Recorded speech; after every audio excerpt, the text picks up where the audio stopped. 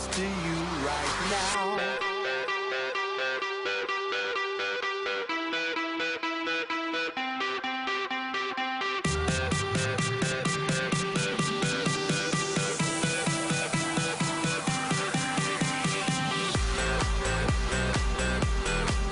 Bonjour à toutes et à tous et bienvenue dans JVHT Sport pour cette émission d'avril. Salut Clément. Salut Pierre.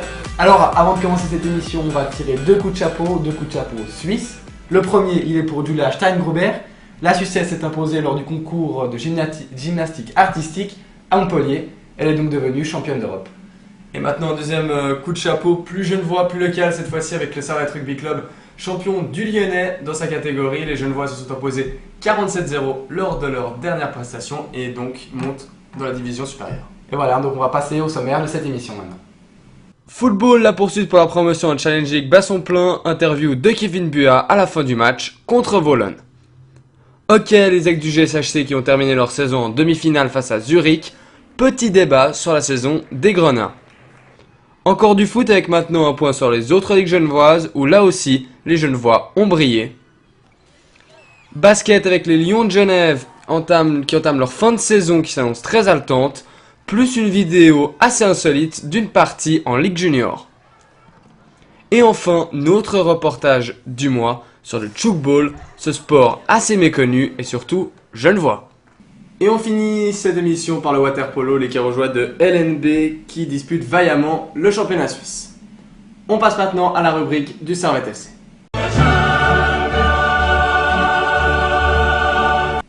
En football, le Servette FC n'a toujours pas perdu de match officiel en 2015. Depuis la reprise, les Grenats ont enchaîné 5 victoires d'affilée avant de baisser le rythme au mois d'avril avec 2 nuls et 2 victoires. Bon, 2 victoires contre Lausanne et Vologne. Une victoire contre Vologne qui fut très importante au point de vue comptable, puisque les Genevois affrontaient leur bête noire, leur concurrent principal au classement général, avec donc 8 points en 4 matchs. Je pense que les hommes de Kevin Cooper entrevoient de mieux en mieux leur futur. Interview de Kevin Buat. Donc on a vu un Servette très percutant ce soir. Est-ce que c'est une bonne publicité pour la fin de saison, pour faire venir les gens au stade ? Ouais, c'est clair, on essaye que les gens viennent en gagnant nos matchs et je pense qu'on est sur une bonne lancée. On est resté sur 3 matchs nuls, c'est un peu décevant pour nous, mais je pense qu'aujourd'hui on a montré ce qu'on voulait faire de cette année, c'est la promotion, et j'espère que le public sera encore plus nombreux au prochain match. On a vu sur les coups de pied arrêtés, il y avait à chaque fois un danger. C'est quelque chose que vous avez travaillé à l'entraînement ? Oui, c'est clair, c'est quelque chose qu'on travaille à l'entraînement. On sait que c'est très important les coups de pied arrêtés, ça peut débloquer un match. Et on a prouvé cette saison que sur un coup de pied arrêté, on pouvait gagner un match et ça s'est passé à plusieurs matchs. Sur le terrain et aujourd'hui notamment, vous avez été très percutant. Comment vous pouvez expliquer ça ? C'est un peu notre jeu. Enfin, moi, c'est un de mes points forts, donc j'essaie de percuter. L'entraîneur me dit d'affronter à chaque fois, donc ouais, c'est clair que c'est comme ça provoque du danger. On a provoqué quelques fautes et puis ça paye au bout d'un moment, donc voilà. Merci beaucoup. Servette bataille dure, que ce soit sur le terrain mais aussi en dehors du terrain. Des affaires extra-sportives qui n'ont pas forcément leur place dans le stade et dans le football, mais on s'en doit d'en parler. Alors est-ce que Clément, tu pourrais un peu expliquer aux gens cette affaire extra-sportive ? Alors Servette a envoyé un communiqué le mois dernier expliquant qu'il n'arrivait pas à payer les charges et les salaires de ses employés, donc notamment les joueurs. Suite à ça, donc il y a quelques problèmes financiers qui se sont dévoilés, on va dire, du côté de la Praille, avec notamment un problème avec la fondation du stade. Ça veut dire que Servette, à un moment donné, était au départ avec le stade de Genève, donc récemment construit, il y a maintenant un peu plus de 10 ans, était locataire de ce stade. Ensuite, Magid Pichard, sous sa présidence en 2011, a donc changé le contrat qui liait le Servette à la fondation, et le Servette est devenu donc propriétaire du stade de Genève. Propriétaire, ça a des avantages, mais ça a également des inconvénients, puisque Servette devait payer toutes les charges qui convenaient donc à la bonne stature du stade de Genève. Et donc le problème était là, les coûts étaient trop élevés pour le Servette de maintenant. Et donc le président actuel, Hugues Kennec, est rentré en négociation avec la fondation et a réussi à résilier le stade. Le contrat donc, qui était réalisé entre le Servette FC et la fondation du stade. Donc c'est un premier pas d'abord vers une évolution future, mais le problème du Servette n'est pas encore réglé malheureusement. On va voir ce que pense Kevin Buat sur ce sujet. Est-ce que vous arrivez à faire abstraction de ce qui est extra-sportif en ce moment ? Oui, bien sûr, nous on est des joueurs. Ça a été dur d'apprendre la nouvelle. C'est pas facile, mais on s'est vite remis au travail. Et puis nous, ce qui compte, c'est sur le terrain. Et puis voilà, je pense qu'on donne tout et puis ça se ressent. Tous ces problèmes devront donc être réglés afin que l'année prochaine, le Servette FC obtienne sa licence pour jouer en Super League si promotion existe. Et un moyen pour déjà régler tous ces problèmes, c'est de se déplacer au stade, que toute une communauté se déplace au stade de Genève. Le calendrier pour ce mois de mai, donc ce dernier mois de mai, puisque la saison se finit le 30 mai. Le premier match à domicile sera contre Ville le 3 mai. Le deuxième match contre Chafouz le 22 mai. Et pour terminer la saison au stade de Genève le 25 mai contre Le Mans, avant de finir, comme je vous ai dit avant, la saison le 30 mai. On va donc... Vas-y. On espère que la saison finisse en beauté avec la promotion, évidemment. On en reparlera dans la prochaine émission. Passons tout de suite à la rubrique du GSHC. Genève Servette a donc été éliminé des playoffs de LNA en demi-finale face à Zurich le 28 mars dernier, après une série qui avait pourtant bien débuté. Les Aigles, minés notamment par des blessures, se sont effondrés, passant du score de 1-2 à 4-2. Même si cette défaite est frustrante car elle intervient comme l'année passée en demi-finale face à Zurich, il y a néanmoins du positif dans cette saison des Grenats, n'est-ce pas Pierre? Oui, ce qu'il faut retenir, c'est surtout les playoffs. Ça faisait longtemps que les Grenats n'avaient pas réussi à atteindre 2 fois successivement les demi-finales, donc 2 fois contre les Zurich Lions. Une très belle performance qu'il faut noter. Et aussi, on peut aussi noter la performance de la 4e ligne genevoise qui a donné un très bon rendement avec notamment Chris Rivera. Oui, ça change des années précédentes où elle était un petit peu inférieure aux autres lignes. Mais cette saison, on a surtout aimé la combativité des joueurs de Chris Maxorley qui se sont toujours battus sur chaque puck malgré les circonstances, notamment atténuantes à la fin de la saison. On est là pour en témoigner.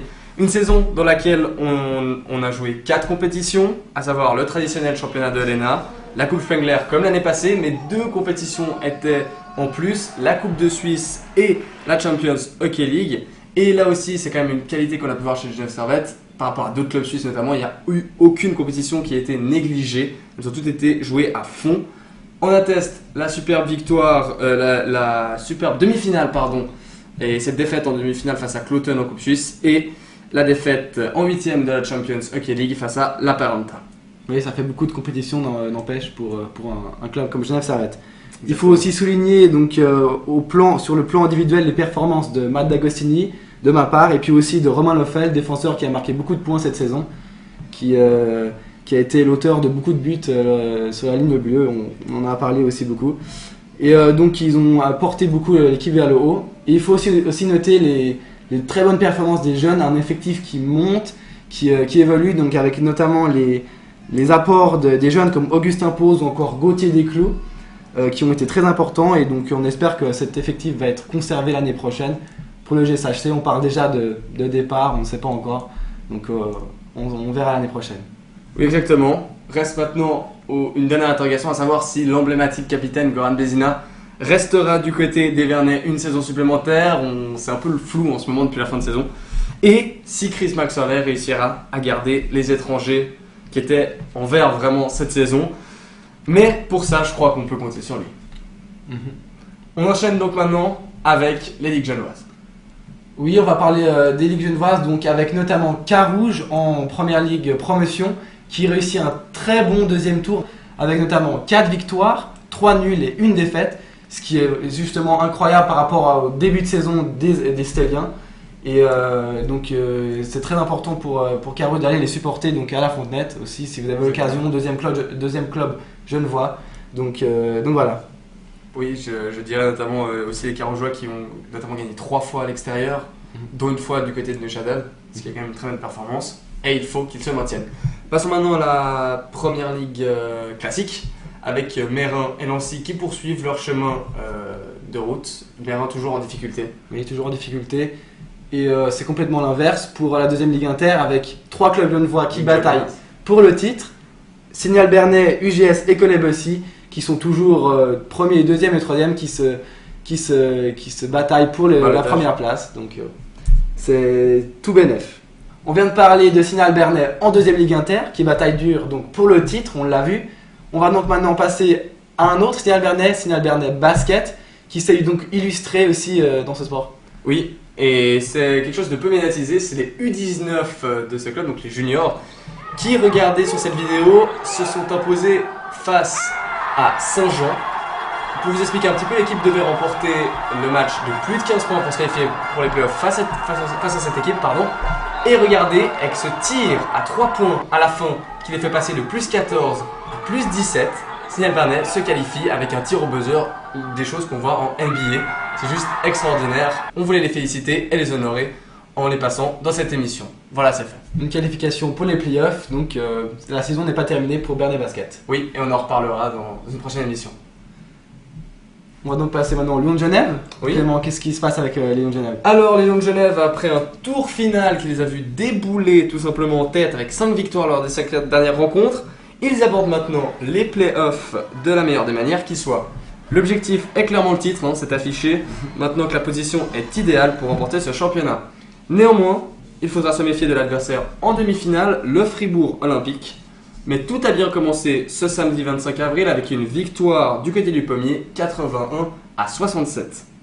Maintenant, il s'agira de confirmer avec la deuxième partie à Genève le mercredi 29 avril, avant un déplacement du côté de Saint-Léonard le 2 mai, et hypothétiquement 2 déplacements, peut-être le 5 mai, encore un du côté de Saint-Léonard. Et si Genève ne réussit pas à gagner, donc au meilleur des 3 matchs, cette partie, une dernière rencontre décisive le 7 mai du côté du pommier.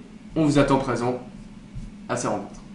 C'est tout pour le basket. On va maintenant passer à notre reportage. Un reportage qui s'est tourné ce mois-ci sur le tchoukball. Donc un sport qui est 100% suisse et donc partiellement genevois aussi. Créé par un médecin genevois, le tchoukball est aujourd'hui un sport très prisé par les jeunes qui est beaucoup enseigné dans les écoles primaires, que ce soit à Genève ou en Suisse romande. Un mélange entre le handball, le volleyball et le squash. Rencontre avec l'équipe des Geneva Eagles qui évolue en LNA, donc la première ligue suisse, et dont nous avons suivi un entraînement cette semaine, Clément. Oui, reportage. Inventé par un médecin suisse, le docteur Sivaslian, durant les années 60, le tchoukball est très peu connu dans notre pays. En voici pour commencer les principales règles. En gros, on a un ballon, 2 équipes de 7 joueurs. Le terrain, c'est un terrain de basket pour les dimensions. Donc il y a un cadre juste là. Le but, c'est de lancer la balle sur le cadre et qu'elle tombe sur le terrain sans qu'aucune équipe la rattrape derrière. En gros, c'est ça. L'équipe qui a tiré et marqué, elle marque un point et c'est à l'autre de recommencer une action, etc., etc., etc. Ce statut presque anonyme est peut-être dû à la non-médiatisation des médias qui renient totalement ce sport. Qu'en pensent les acteurs principaux? Donc Méline, tu es vice-championne du monde avec l'équipe féminine suisse, mais pourtant tu restes dans l'anonymat. Ça te dérange pas trop que ce sport soit pas médiatisé? Alors oui, vu le niveau dans lequel, en tout cas les femmes, on se développe par rapport aux autres sports, je trouve que oui, c'est un peu dommage qu'on soit vraiment dans l'anonymat. Surtout que nous, on s'entraîne avec les hommes, comme on peut un peu le constater. Donc le niveau tchoukballistique, il est très élevé comparé aux autres sports où il n'y a que des femmes. Donc oui, c'est un peu décevant d'être dans l'anonymat, oui. Alors c'est un sport assez jeune, premièrement. Il a une 50aine d'années. Deuxièmement, il n'y a pas énormément de gens qui le pratiquent encore. Je pense que 1000-1500 personnes de personnes actives actuellement en Suisse. Donc voilà, le niveau élite reste un niveau relativement amateur. Donc voilà, on n'a pas beaucoup de sponsors, etc. Donc, mais ça va venir, on travaille dessus et j'espère qu'un jour on sera un peu plus médiatisé, oui. L'amateurisme et le manque de sponsors font peut-être défaut au tchoukball pour une quelconque médiatisation. Néanmoins, ce sport regorge de qualités, dont une qu'il est le seul à pouvoir se targuer en tant que sport collectif, celui d'être mixte, condition sine qua non à la participation aux différents championnats. Exactement, la mixité est obligatoire au tchoukball. C'est une particularité suisse. Dans d'autres pays, c'est pas forcément obligatoire, même si c'est fortement conseillé. Donc voilà, il faut faire avec, faut les intégrer au groupe, à l'équipe et tenter d'essayer de créer quelque chose qui tienne la route. Classé encore comme petit sport, le tchoukball a néanmoins toutes les qualités pour pouvoir s'affirmer dans la cour des grands. Spectaculaire, rapide, comme sur la vidéo que vous allez voir. Il est très attractif et peut plaire à tout le monde. Espérons que son évolution soit la plus rapide possible et qu'il soit sponsorisé le maximum possible pour pouvoir enfin se développer comme il se doit.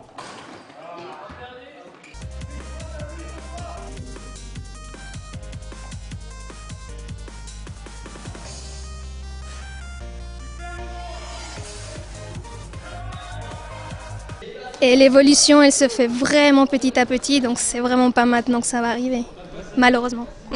Merci beaucoup. En espérant que vous avez apprécié ce reportage, nous aimerions remercier les Geneva Eagles qui ont vraiment été super sympas avec nous durant le tournage et très disponibles également, ça fait vraiment plaisir. On va terminer avec un petit mot de water-polo, Pierre. Oui, avec un petit mot sur l'équipe de Carouge Natation qui donc évolue en LNB, que l'on avait rencontré en septembre dernier, peut-être vous vous en rappelez dans notre émission de septembre. Les Stéliens qui évoluent donc en LNB comme je viens de le dire, se placent 5e au milieu du classement et c'est un peu dommage parce qu'ils ont raté plusieurs matchs au mois de mars mais ont pu se rattraper au mois d'avril avec une victoire contre Lausanne avant de perdre contre Koensningen. Carouge reste au milieu du classement, c'est pas si mal. Voilà, on aimerait aussi parler d'eux dans cette émission du mois d'avril. Allez, donc terminé cette émission du mois d'avril. Merci Pierre pour votre intervention. On se retrouve donc en mai pour l'avant-dernière émission de l'année. Déjà, ça va vite. Et en espérant que vous passiez un bon mois. Salut. Merci à tous, ciao ciao.